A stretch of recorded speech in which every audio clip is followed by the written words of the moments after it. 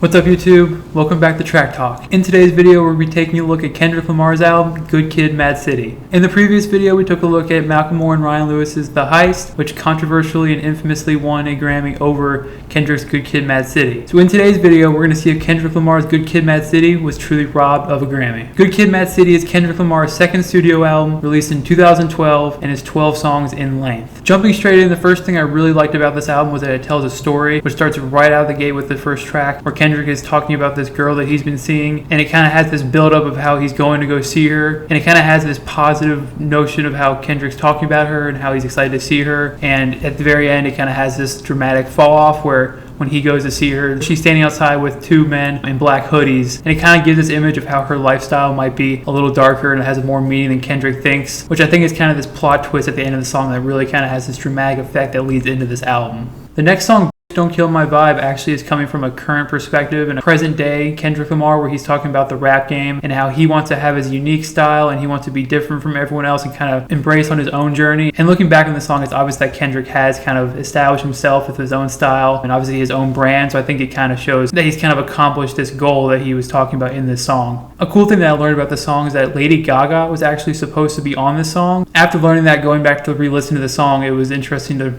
try and picture there being a Lady Gaga feature on that song, which I thought was interesting. Now going back into the story with the next song, Backseat Freestyle, it's this kind of flashback to a younger Kendrick Lamar where he has this kind of no cares feeling, where he's just solely focused on himself and his future, and he kind of has this shallow perspective of the world because he kind of grows, he kind of learns all these things throughout the album. Something really cool I learned about this song was that supposedly it only took Kendrick Lamar 2 takes to record this entire song, which is certainly very impressive. Knowing the quality of the song that he put out, only doing it in 2 takes is certainly very impressive. Now one of my biggest surprise songs on this album in my opinion was The Art of Peer Pressure. This song has a really good kind of theme to it where Kendrick talks about how he learned peer pressure the hard way, the people he was hanging out with growing up, and when he's with these people he's doing these things that he really doesn't want to be doing. There's this kind of narrative that in order to make it out of the hood you have to be doing these kind of things, which I think Kendrick learns that he doesn't have to go down this path. The song right after that, Money Trees, it seemed like it was just a recap of this kind of story that we're going through so far. Strategically being placed kind of in the middle of this album I think was kind of cool because it kind of takes what we've heard so far in the first handful of songs, kind of recaps it, so I thought that was really cool as well. And in the song Good Kid, this kind of Kendrick having this realization that he needs to get out of the hood, kind of wants to motivate himself to do this rap thing and to kind of fully commit himself to his craft. One of the more popular songs on this album is the song Swimming Pools. The song itself is this metaphor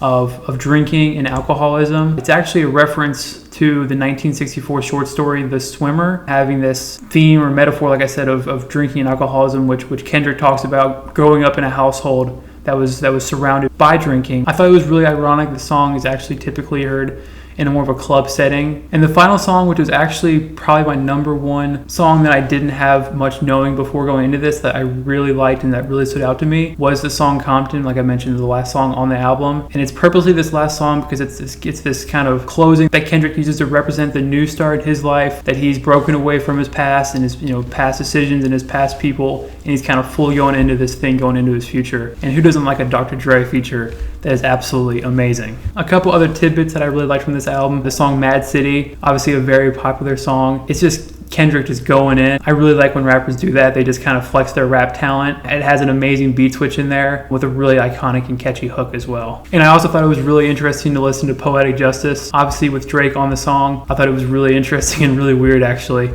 to hear them on a song together. And it's a very good song. That's the funny thing, is that it's a very good song and still played a lot, but it is funny to listen to. Really the only 2 negatives I would have about this album, and they weren't necessarily negatives about the song material themselves, but in the song Sing About Me, I'm Drowning, where Kendrick kind of talks about his experience getting away from that gang culture in his past and his spiritual growth. I really liked the meaning and the theme of the song. I just thought it was entirely too long of a song. It was actually over 12 minutes long. Something I found interesting that I wish he had done with the song is that the music video was actually split into 2 parts, which I think if he had done that with the song, I think it would have been a lot easier to listen to, having 2 maybe 6-minute songs or tracks on the album. And a similar thing with the song Real. Kendrick talks about this importance of loving yourself, which I really do like.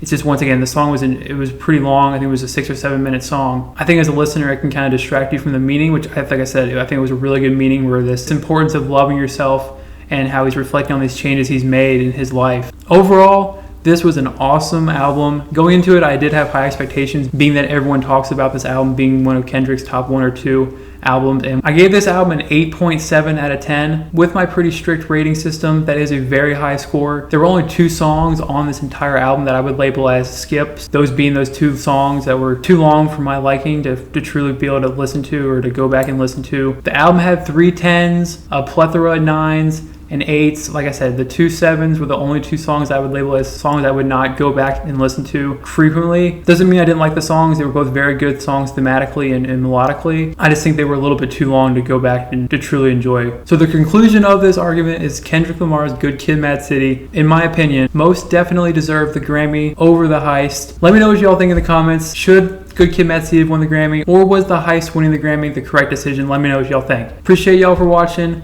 Let me know who we should do next. Leave a like if you enjoyed. Subscribe to see more, and I'll see you in the next video. Peace out.